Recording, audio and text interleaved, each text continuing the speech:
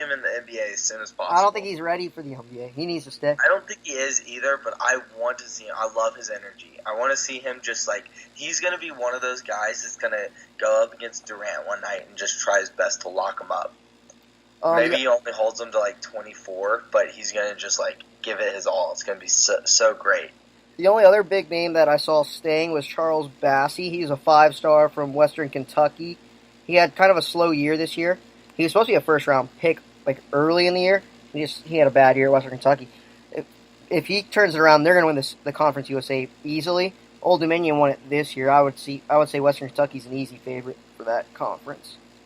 Are you going to put some money on it now? I would consider putting some money. I lost a lot of money in gambling tonight. I put it on the Warriors, money line, spread, and then I had some baseball. Huh? What's that? Juwan Howard, that's another thing. Oh, yeah, Juwan Howard signing in Michigan coach. They're going to have the Fab Five returning. Oh, yeah. Speaking of the Fab Five, this is a great transition. What's the guy's name from the Lakers? Who? The guy from the Lakers, the owner, whatever he is. Pelinka? Pelinka was on the Fab Five. Did you know that? I did not know that. Rob Pelinka was up on the Fab Five team. Do you want to talk about Rob Pelinka? I always forget. So, hold up. I mean, just trivia knowledge. Is Rose, Howard, Weber, King, and who's the last one?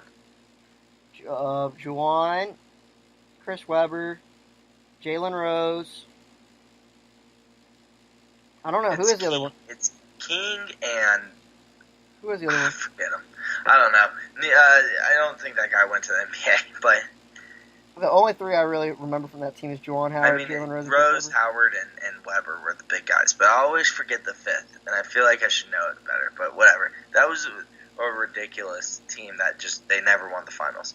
I learned the other day that they didn't even invent the baggy pants. It was some kid from Illinois that was like, brought the baggy pants back. But whatever. Yeah. Rob Pelinka. For people that don't know, he was at something with The Rock. The Rock was having like what would you call it? A speaking event. Screening? No, it was like a speaking event with like young kids, like college-age kids. He was trying to motivate them. Maybe high school-age kids. I don't remember. Yeah, like a motivational speaker? Yeah, I guess. And then Pelinka, he's there, and he just like jumps in on The Rock, and he's like, talking about Kobe Bryant. He's like, yeah, so Kobe Bryant was so inspirational. He was the best. He wanted to learn from everybody. He saw The Dark Knight, and he reached out to Heath Ledger, and he went to eat dinner with Heath Ledger, and he's like, I have to know everything about you. This is like 6 months after Heath Ledger's been dead. And then there was like even more crazy story from the Rob Pelinka. So I don't know what Rob Pelinka's doing. He's just telling crazy stories, trying to get Kobe Bryant more publicity. And I bet Kobe Bryant's just sitting at home like, dude, what is wrong with you? They're just trying to fabricate the myth of like Kobe Bryant, maybe. I don't know. Rob Pelinka, traditionally, just he exaggerates. I guess that's the way to put it. But he like talks like all his press conferences. He like just rambles, talks about it. He brings up scripture and all this stuff, and he'll just like exaggerate everything. He did and do it's that. like, also. what are you doing? Like he knows it. He'll admit to it. He's like, yeah, I'm a talker. It's like maybe stick with the truth or something. I was actually talking with Rob Pelinka because we're buds. We were on the cell phone the other day. Kobe Bryant recently just saw Narcos. And he was like, oh, this Pablo Escobar guy. Rob, you got to get me in touch with him.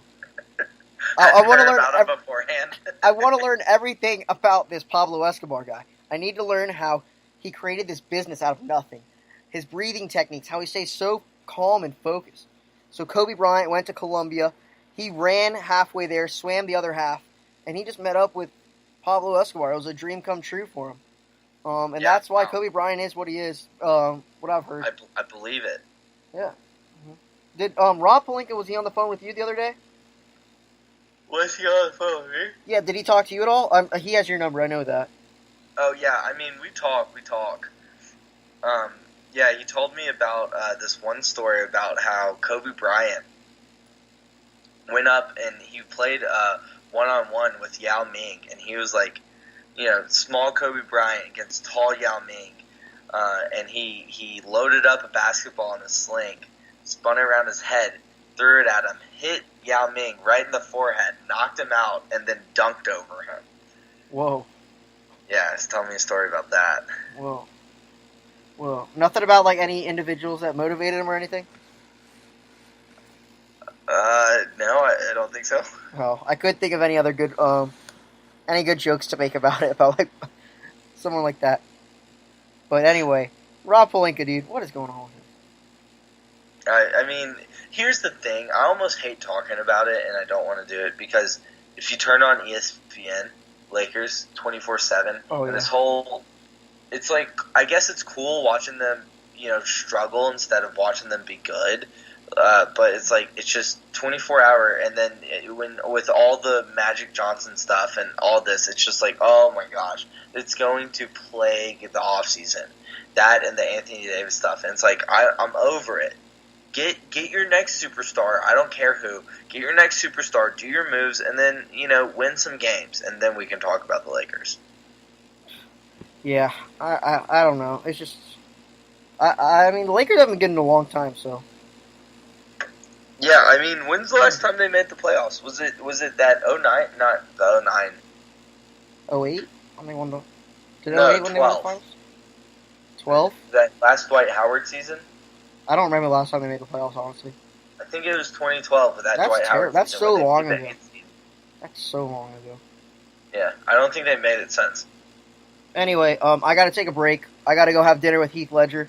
Go discuss everything going on. I'll be back. Make sure you get your intensity for this podcast. Alright, I'll be back. Alright, we're back. I just had my dinner with Heath Ledger. We had some dodo bird, some triceratops. It was delicious. Nothing like it. My buddy Rob. This happened today, Mikey? Yeah, it just happened. I just had dinner with him. Really? Yeah, it was delicious. I didn't know those animals existed. Oh, well, Rob Pelinka, he hooked it up. Rob Pelinka. Anyway, Matt, I know you're the soccer guy. Let's talk soccer. Europa was on Wednesday? It was yesterday, actually. Thursday. Which is Wednesday, yes, because today's Thursday. I'm all messed up because of the holiday. I'm confused, too. Europa Cup, and then we'll jump into Champions League. And then if you have anything to say, I know the U.S. Women's World Cup is coming up, and we can talk that if you want. Yeah, and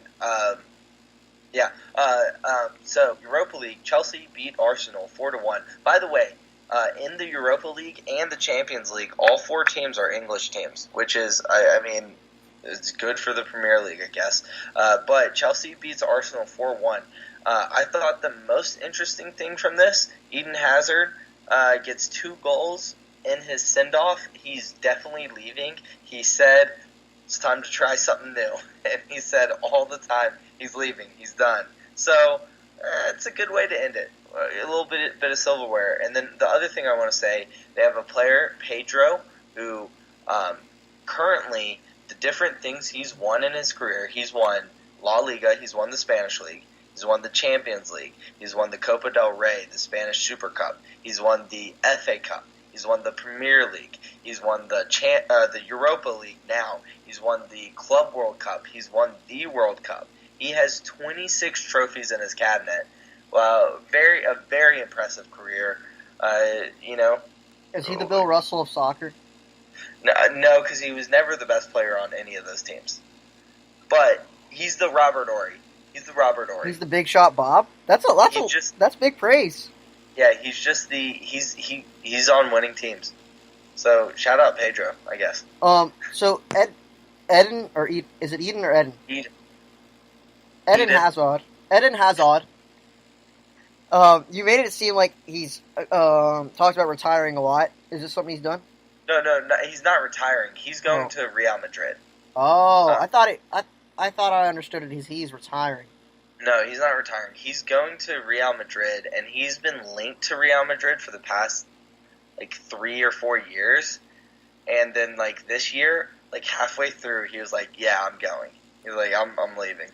And it's funny because after the past couple of games, people will ask him sound bites about it, and he's like, "Yeah, I just think my time's up at the club. Yeah, I'm alright." And after the day, he's like, "Yeah, I'm ready for something new. I'm going. I'm done." It's just all right. I mean, I guess though. Way to be truthful. You're not leaving anyone. Why is he so Not committed to reason. Real Madrid? He's from the Netherlands, right? I don't understand how you can be so He's committed from to a Belgium. team. Belgium. I don't understand how you can be so committed to a team that you're not even like from there. It's not even like your home team growing up. He's going to get paid quite a bit for Real Madrid, I feel like and you can get paid it's anywhere. not. It's not that he'll necessarily go to Real Madrid. It's that they're going to be the ones to pay for him. Like Barcelona's not going to pay for him because they are spending so much money on other people. I don't see how PSG could potentially pay for him because they already have to sell so much because of financial fair play. Regardless, he's going to Real Madrid. But that's all that really want to talk about Europa League. I mean, congrats to Chelsea, I guess. It wasn't very close. Do want to talk. I turned it on. I saw the penalty. Hazard scored the penalty, right? Yeah, he did. I saw the penalty, terrible penalty, because he just fouled the shit out of him. It was, and then they scored. I'm like, oh, maybe they're back. And then they scored. Chelsea scored again. It was a pretty bad game. It was pretty boring. Yeah, I mean, Chelsea held it down pretty handily. I think Arsenal has some moves, but you know what? Really, Arsenal being in a final. I mean, as embarrassing as that is, that's kind of a win for them because they've had some down years. So that's them starting to climb back to the top. But the more important game, the Champions League coming up on June 1st, is Tottenham versus Liverpool. And this is a real big game because Liverpool... This is Steve Nash versus LeBron James Part 2. Steve Nash... I'm sorry, I didn't mean to cut you off. Guy. Steve Nash is a huge Tottenham guy. And LeBron's like a part owner of Liverpool. Did you know that? Yeah, I did know that. So this is just another step in their rivalry. I don't even know if they ever had a rivalry. They didn't. They're both Lakers, alumni of the Lakers. I guess That's LeBron's true. not technically an alumni yet. Both Yeah, Lakers. But they both played for the Lakers. They both did nothing with the Lakers. Both never made a playoffs. No, Steve Nash did, Oh. because that was the last year the Lakers did make a playoffs, and LeBron James will make the playoffs with them. Well, but anyway, it's just another part of the rivalry. Go ahead. Also, I Okay. love the Steve Nash. Last thing I want to say. I love the Steve Nash, how pumped he gets for Tottenham. He's just losing his shit. It is crazy. It's also weird that he's like a soccer commentator now. I know he was really good at soccer, but it's just so weird seeing like a guy be like from a different sport being like now being like one of the face of the broadcast. That's like if Charles Barkley was calling baseball now. Or golf. Charles Barkley would be great in golf. That would be kind of funny. But yeah, I mean, I guess it does. American soccer, they just try to get names you'll know to try to get recognition. But Tottenham versus Liverpool, Tottenham, they've actually been pretty hot. Son is a fantastic player and hard to deal with, and Harry Kane is, just a great finisher. It's pronounced Ari. What? It's pronounced Ari. Oh, Ari. Ari Kane. But Liverpool, they will be very upset if they finish the season without any silverware. And they have been arguably the best team. I think Man City deservedly won the Premier League, but Liverpool were in it the whole time. Their trio up top of Firmino, Mane, and Salah is just so deadly. But they also, their most important player, Virgil van Dijk, has just been a rock at the back. So it really will, I think, come down to if Virgil van Dijk can kind of contain Harry Kane, keep him from scoring. I think that on the counter with Tottenham's defense, as porous as it can be, I think Liverpool will look to send us a couple past. Was Harry Kane hurt? I don't think so. Is he hurt? He got hurt. Did he miss a few of the Champions League games? He got hurt in the was it that first one against Arsenal? But I think he's willing to play. Yeah, he's playing. No, I'm just saying. Did he miss a few of the Champions League games? He did. Okay. He got hurt. It wasn't against Ajax. It was. It was before then, I believe. It was Man City. He got hurt against Man City. All right. And both these teams, they had to come back, right, to make the finals? Yeah, they did. Tottenham should have beat Ajax, and I don't know what happened with Liverpool.